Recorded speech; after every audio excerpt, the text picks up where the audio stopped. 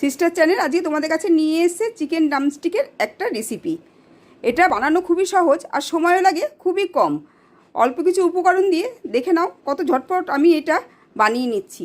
চিকেনগুলোকে এরকমভাবে কাট লাগিয়ে নিয়েছি। এর মধ্যে দিয়ে দিচ্ছি রসুন বাটা, আদা বাটা, লঙ্কা বাটা, জিরের গুঁড়ো, ধনের গুঁড়ো, কাশ্মীরি লঙ্কার গুঁড়ো, 1 চামচ কর্নফ্লাওয়ার, একটা ডিম, স্বাদ মতন লবণ, টক দই দিয়ে ভালোভাবে এটা আমি মেখে নিচ্ছি।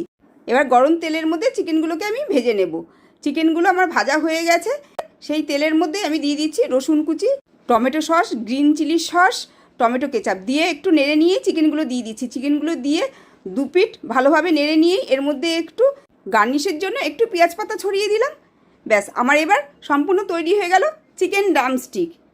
ভিডিওটা যদি ভালো লাগে তাহলে লাইক, শেয়ার, কমেন্ট আর সাবস্ক্রাইব করার জন্য অনুরোধ রইল। সবাই ভালো থাকবেন, সুস্থ থাকবেন। ধন্যবাদ।